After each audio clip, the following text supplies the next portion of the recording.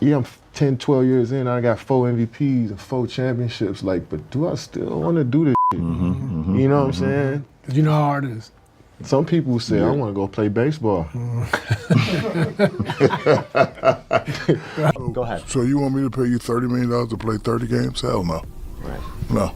80 games is fine, because I did it, Jerry West did it, Kareem did it, Magic did it, Bird did it, Bernard King, like all the great legends before us did it. The NBA just witnessed something nobody expected at all. Shaquille O'Neal dropped a statement so blunt, it ripped the mask off modern basketball. When the smoke cleared, LeBron James and Kevin Durant were standing right in the middle of it, exposed by their own contradictions. What makes this even wilder is the timing. While Shaq was calling out today's stars for not showing up to work, LeBron and KD were sitting on a podcast joking about legends, twisting history, and disrespecting the very foundation that built their billion-dollar empires. The whole thing kicked off with a simple question about load management. Shaq's answer wasn't political or polished. It was raw truth. You want me to pay you $30 million to play 30 games? No chance. The way he said it carried decades of frustration finally spilling out. Artis Gilmore told me one time, he played for Chicago, he said, if you expect to play a long time in this league, you better quit mopping up the floor. And I thought, well, he's crazy, because that's what basketball is all about. Bird takes it away from Wilkins, goes to the floor and gets it up ahead. We come to practice, he's on one leg. Like he was hurt the second year, he was on one leg the whole year and played 82 games. Wow. Like, and so he practiced every day and he played every game on one leg. And so you're like, man, MJ, why don't you just sit up? How can I be the leader of the team and sit out and y'all going through all the credit? I gotta be there. I twist my ankle and I had a teammate, David Greenwood. He says, you know, you twist your ankle, young fella, come over and sit with me. You know, this is, you need to.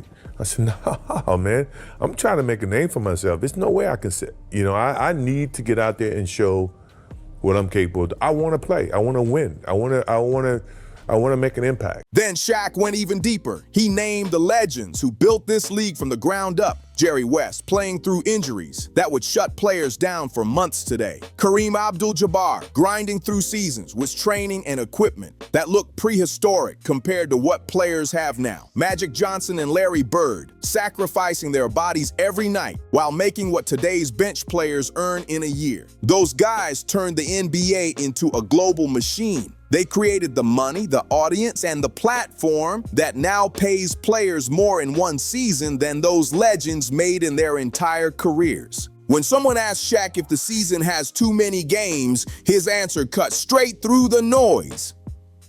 Nope. If we had to do it, they have to do it. This rest stuff just drives me crazy. You're playing basketball for a living, okay? I understand if you're working in a coal mine, that you may need a rest day after it. You're playing basketball. The message was clear. Stop complaining about generational money to play a game a few nights a week. The old guard dealt with brutal physical play, basic medicine, long flights, economy seats, and tiny paychecks. And still, they showed up, stayed quiet, and never acted like doing their job was some heroic sacrifice. But the modern NBA clearly couldn't handle the truth. Draymond Green fired back immediately, defending a culture where healthy players sit out like it's normal. Austin Rivers followed with the usual deflection when minimum games came up. Played, Rivers laughed. That's ridiculous. The older guys played every game. That's cool. And now they walk around with bad knees. There it was, the defense. Modern millionaires hiding behind fear. They argue body protection as an excuse to skip games, while fans drain their savings for tickets, as if earning $50 million a year to play basketball means treating yourself like an endangered species. Then Nikola Jokic took it even further. He basically admitted that being required to compete feels unfair to him. Definitely forcing players to play. We saw what happened, but it's something the league probably wants to. I don't know. Translation: he doesn't want to be on the court unless the mood feels right. This is exactly what Shaq is attacking. An entitlement epidemic. Players complain about workload while signing contracts that could fund small countries. The average NBA salary just crossed 8 figures. Max deals are pushing $60 million a year. And guys still sit because they're tired from playing a game 3 days ago. Meanwhile, working people buy overpriced tickets expecting stars, only to find their favorite player is load managing while perfectly healthy. And here's where it gets wild. I mean, definitely forcing players to play. We saw what happened with the drill. But it's something that probably league wants to, I don't know.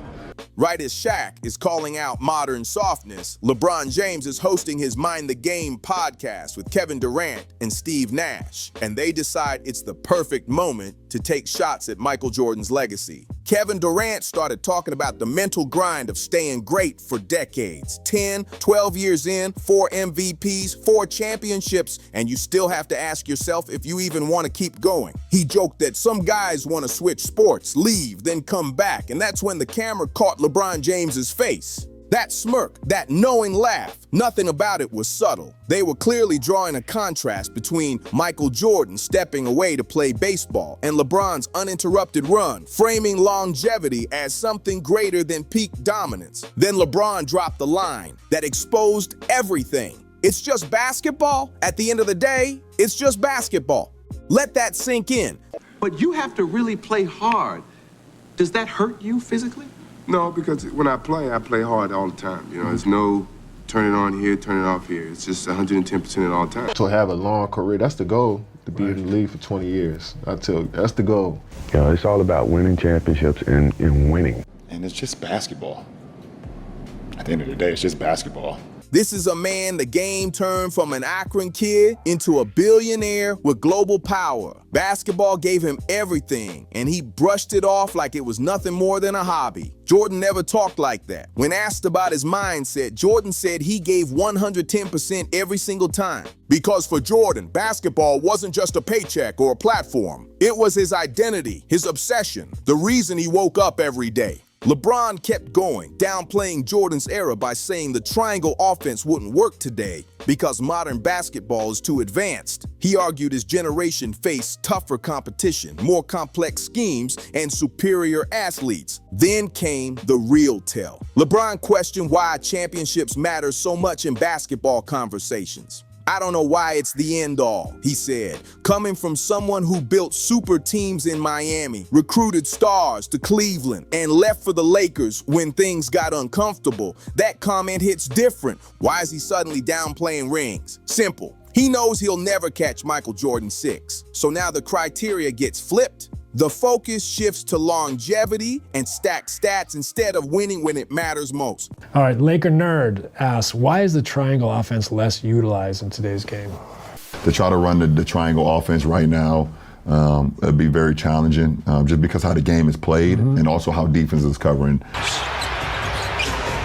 to shoot. Jake going right to the rack, no defensive communication. Larry Bird once shared a story that explains the old mindset perfectly. Artist Gilmore told him, if you want to last in this league, stop diving for every loose ball.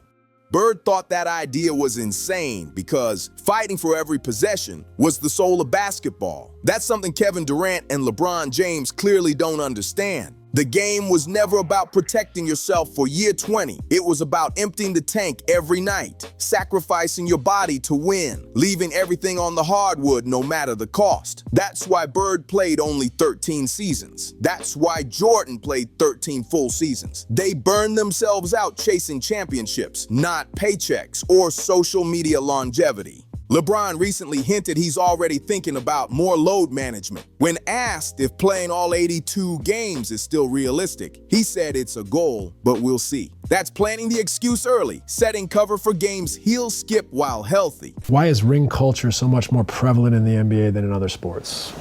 It's funny, I don't know. I don't know why it's discussed so much in our sport and why it's the A-all, B-all of everything. Like you mentioned a little bit about today's game. Because we had Clever on here and he talked about load management. He said, I don't know what the hell that is. Where is it going? And that's number one. And number two, how do we get it back? Even for me, I love the NBA game, but then I turn on to a game, right? And then the stars are not playing because of load management. It's hurting the game. Jordan saw the NBA differently. You play basketball for 3 hours. That's your job. What you do with the other 21 hours is preparation. Jordan understood what modern stars refuse to accept. Being an NBA player is an extraordinary privilege, not a burden that requires constant rest. You're paid millions to compete. The bare minimum should be showing up consistently. Michael Jordan took that responsibility seriously in ways today's players can't even understand. He knew fans worked hard to afford tickets. He once said he wanted to impress the guy sitting in the top row, the one who probably spent money he shouldn't have just to see him play. That mattered to him. Jordan even cared about opposing fans. When asked if boos bothered him, he said, absolutely. He knew someone was yelling at him, and his goal was simple: shut them up with his performance. That was his mindset every single night. Even players from the next generation understood that code. Tracy McGrady admitted there was no way he was sitting out when Kobe Bryant, Paul Pierce, or Vince Carter came to town. McGrady knew sitting out against legends disrespected the game and robbed him of a chance to test himself against the best. Now here's the part Kevin Durant and LeBron James hope you forget. That baseball comment wasn't harmless. Durant ignored the most painful context imaginable. Jordan didn't walk away from basketball because he was bored or tired of the grind. His father, James Jordan, was murdered. On July 23, 1993, James Jordan stopped at a highway rest area in North Carolina to sleep. 2 teenagers shot him, stole his Lexus, and left his body in a swamp. The man who pushed Michael to greatness, who believed in him when others doubted, who stood behind every triumph, was gone, taken for a car. And Michael Jordan, at 30 years old, fresh off a 3rd straight championship, walked away from basketball to honor his father by chasing baseball, the game James Jordan loved and always imagined for his son. So when Durant casually says, some people go play baseball with that smirk, he's mocking one of the most heartbreaking decisions in sports history. And LeBron, laughing along with it, that's co-signing the disrespect. Let's actually look at the timing of Michael Jordan's retirement. Couldn't believe that an NBA player could make $1 million. And now these guys are so lucky and blessed, and they can't play basketball 3 or 4 days a week. And I know they hide behind all the analytical bullshit from their agents and people like that. What they're really trying to do is extend their career. The way the money's been and going, depending on who you are, you're going to be able to make another $50, $70, $100 million and probably more going forward if you can extend your career 2 or 3 years. Did he quit after failing in the playoffs, after his team collapsed? No. Jordan walked away after doing something Magic Johnson never did, something Larry Bird never achieved, something Isaiah Thomas couldn't reach, a three-peat in the modern era when everyone said it was impossible. And he did it while carrying trauma that would break most people. Jordan won his 3rd straight title while grieving a father taken from him violently, while dealing with pain no stat sheet could ever show. That context matters. The irony here is almost unreal. Who's questioning Jordan's decision? Kevin Durant, the same player behind one of the most criticized superstar moves ever. In 2016, after the Warriors eliminated his Thunder, Durant joined the 73-win team that beat him. A roster already stacked with Stephen Curry, Klay Thompson, and Draymond Green. Fans still see that move as the ultimate shortcut, and it didn't stop there. Durant walked away from Brooklyn when pressure rose, demanded out, and ran to Phoenix when expectations got heavy. And this is the voice calling Michael Jordan a quitter? Then there's LeBron James. When Cleveland hit a wall and Boston blocked his path, he announced his talents were heading to South Beach. He built a super team with Dwayne Wade and Chris Bosh instead of building something from the ground up. When Miami's run ended, he left. When Cleveland got messy again, he left. When pressure showed up, the response stayed the same. Find the exit, switch teams, take the easier road. And these are the guys laughing at Jordan's sacrifice. Charles Barkley cut through the noise with pure honesty. He said these players hide behind analytics pushed by agents. The real goal isn't legacy, it's extending careers. Stretch it 2 or 3 more years, and depending on who you are, that's another $500 to $700 million. And that truth explains everything. Michael Jordan never chased longevity. He chased perfection. Every season had one mission: maximize his ability, lift his team, win championships, dominate both ends of the floor, and be the undisputed best player alive every single night. Jordan played 15 seasons total, but realistically, only 13 full ones. In that time, he stacked 6 championships, 6 finals MVPs, 5 regular season MVPs, 10 scoring titles, and 9 all-defensive selections. That's not just greatness. That's sustained perfection across an entire decade. Now compare that to Kevin Durant and LeBron James combined. Together, they've logged 39 seasons, nearly 3 times Jordan's peak window. Across almost 4 decades, their combined totals come out to 6 championships, 5 MVPs, 6 finals MVPs, 5 scoring titles, and 5 all-defensive selections. Double the years, half the dominance. Jordan did more in about 10 seasons than they did in nearly 40. And that contrast says everything. Fast forward to October 2025, Jordan appeared on NBC's Insights to Excellence and was asked directly about load management and skipping games. He didn't sugarcoat it. It shouldn't be needed. First and foremost, I never wanted to miss games because fans worked hard for those tickets. I wanted to impress the person way up top who probably spent money they couldn't afford. Jordan cared about every fan in the building, even the ones booing him. I know he's probably yelling at me. I want to shut him up. Hostile crowds weren't a burden to him. They were fuel. Jordan pointed to the legendary 1997 flu game, Game 5 of the NBA Finals against the Utah Jazz. He was violently ill, reportedly food poisoned, stuck in bed until 90 minutes before tip-off. He skipped warm-up, staggered onto the court, and dropped 38 points to drag Chicago to victory and put them one win from another championship. After the final buzzer, Michael Jordan collapsed straight into Scottie Pippen's arms, completely empty. "I was going to find a way out there," Jordan said. Even as a decoy, once you're competing and pushing yourself, you never know what can happen. The moment, the situation, what the team needs, all of that pushed me to gut it out. That mindset defined his career. Jordan played all 82 games in 6 different seasons and logged at least 80 games 9 times. He dipped below 80 games only 4 times. Once after breaking his foot early, once returning mid-season from retirement, and during his final years.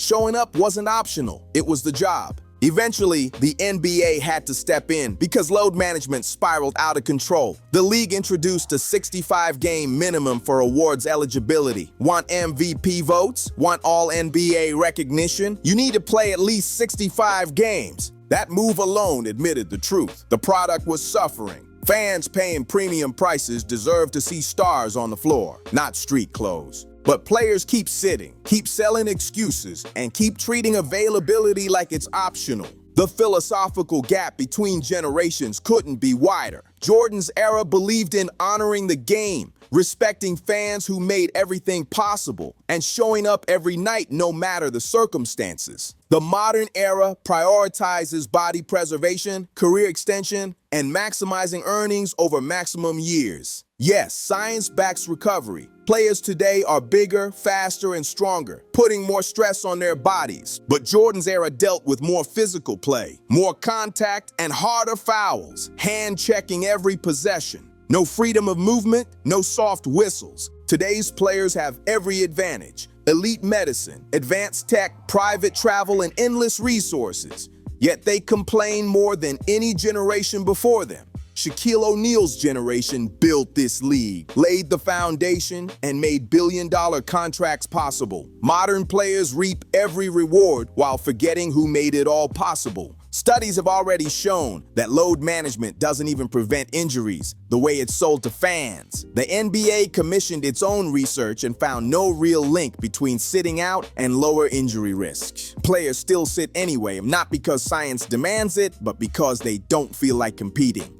So yeah, Shaquille O'Neal didn't just challenge load management. He exposed the biggest lie pushed by LeBron James and Kevin Durant by reminding everyone what real legends actually stood for, what true competitors represented. Michael Jordan, Larry Bird, and Magic Johnson never made excuses. They never skipped games. They never mocked the players who came before them. They never laughed at tragedy for podcast clips. They honored the game, respected the fans, paying their bills, and showed up every single night ready to empty the tank.